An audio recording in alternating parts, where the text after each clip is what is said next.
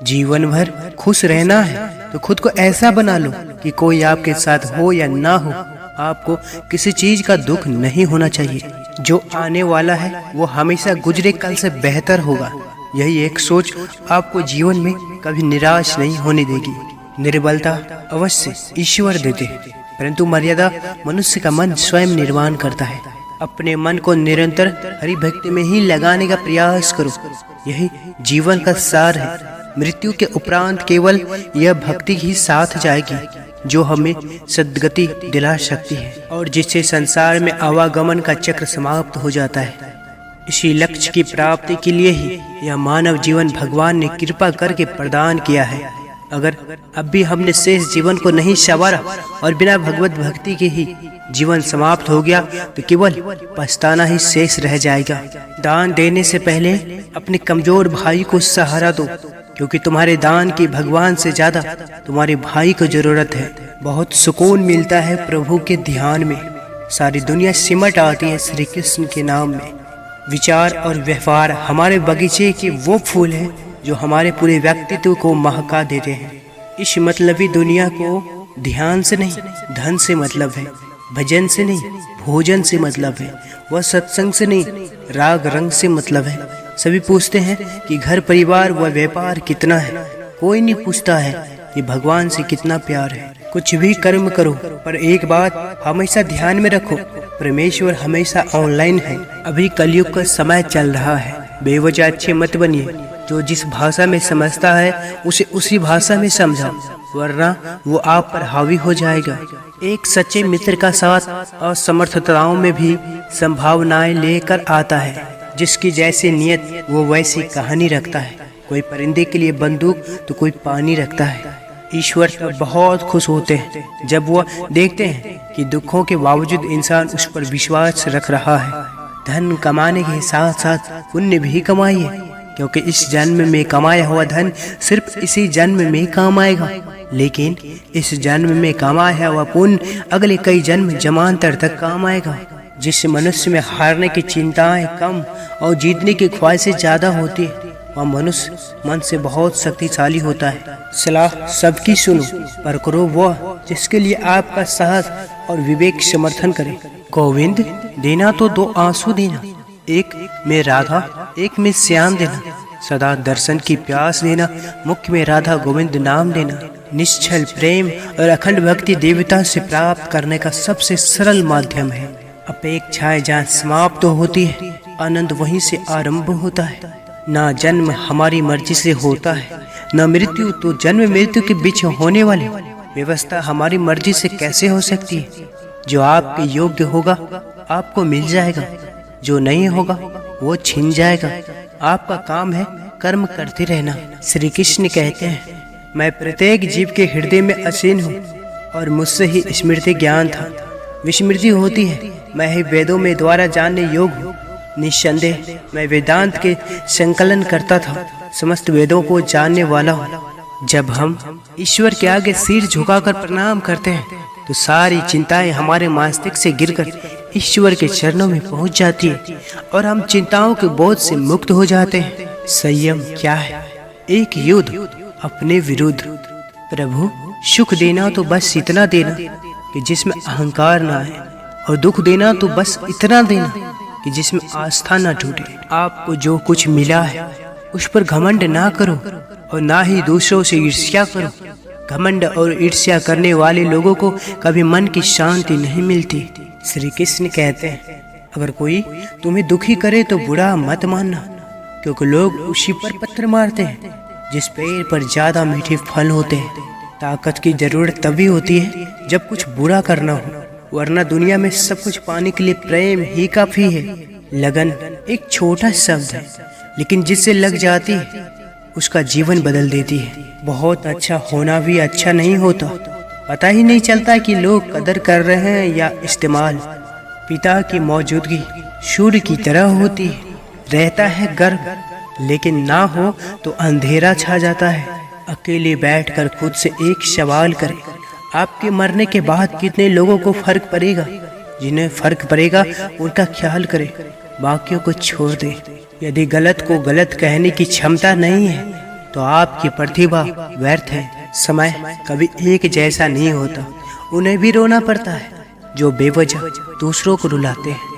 इंसान का नसीब उतनी बार बदलता है जितनी बार वह ईश्वर को याद करता है। स्वर्ग में नोट नहीं चलते, ईश्वर की दुनिया में चलने वाली इकलौती करेंसी का नाम है कर्म। इसलिए धरती पर रहकर पैसे के साथ साथ कर्म भी कमाइए। आँख संसार की हर चीज देखती है, मगर आँख के अंदर कुछ चला जाए तो उसे नहीं देख पाती है। ठीक उसी प्रकार मनुष्य दूसरे की बुराइयां तो देखते हैं, पर अपने भीतर बैठी बुराइयां उसे दिखाई नहीं देती। श्री कृष्ण बोले, हे अर्जुन, मैं भूत, वर्तमान और भविष्य के सभी प्राणियों को जानता हूँ, किंतु वास्तविकता में कोई मुझे नहीं जानता। इस संसार में सबसे बड़ी संपत्ति बुद्धि, सबसे अच्छा हथियार धैर्य, सबसे अच्छी सुरक्षा विश्वास, सबसे बढ़िया दवा हंसी। और आश्चर्य की बात की ये सब निःशुल्क है। तड़प कर तात ने तन को विसर्जित कर दिया, अपने नैन में मर गए घुटकर बेचारी माँ के भी सपने। मगर जो लौट जाते राम तो वो राम न होते, अवध की भूप तो होते मगर भगवान न होते। सबकी दुनिया विश्वास पर टिकी है और मेरे विश्वास का नाम है मेरा मुरली वाला श्याम। सच्चा प्रेम अकेलेपन में भी प्रेम का आभास करवाता है और दिखावे का प्रेम साथ रहकर भी अकेलेपन का एहसास करवाता है। भगवान राम ने श्री हनुमान से बोले, क्या करूं मैं अर्पण तुम्हें, यहाँ क्या मेरा है, जो कुछ भी है मेरा, यहाँ वो सब कुछ तेरा है। कोशिश करें कि जिंदगी का हर लम्हा अपनी तरफ से हर किसी के साथ अच्छे से गुजरे, क्योंकि जिंदगी नहीं रहती है पर अच्छी यादें हमेशा रहती है। किसी को भी खुश करने का मौका मिले तो छोड़ना मत ये दोस्त। वो फरिश्ते ही होते हैं जो किसी के चेहरे पर मुस्कुराहट दे पाते हैं। जब आपका सखा स्वयं भगवान कृष्ण हो तो आप कभी अकेले नहीं हो सकते। जिंदगी में कभी भी ये मत सोचो कि कौन कब कैसे बदल गया, सिर्फ इतना देखो वह तुम्हें सिखा कर क्या गया। यही जीवन का ज्ञान है। पीड़ाएं केवल दुख नहीं देती, ज्ञान भी देती है। 5 घड़ी कर्म किया, 3 घड़ी सोए, 1 घड़ी न भजन किया तो मुक्ति कहाँ से होए। प्रेम को धर्म मानो सिखाया राम ने, धर्म को प्रेम मानो सिखाया श्याम ने। श्री कृष्ण कहते हैं, अगर तुमने कोई रिश्ता खोया है या किसी रिश्ते से निराश हो तो मुझसे वह रिश्ता बना लो, मैं कभी तुम्हें छोड़कर नहीं जाऊंगा। जो इंसान तुम्हारी परिस्थिति, तुम्हारे परिवार को अपनाए बिना हर समय तुम्हें अपना हिसाब से रखने का प्रयास करे, ऐसे इंसान के साथ कभी मत रहना। वो तुम्हें अपना मानसिक गुलाम बनाना चाहता है। कलयुग में रिश्ते खेल बन जाएंगे, बिना स्वार्थ के कोई भी रिश्ता नहीं टिकेगा।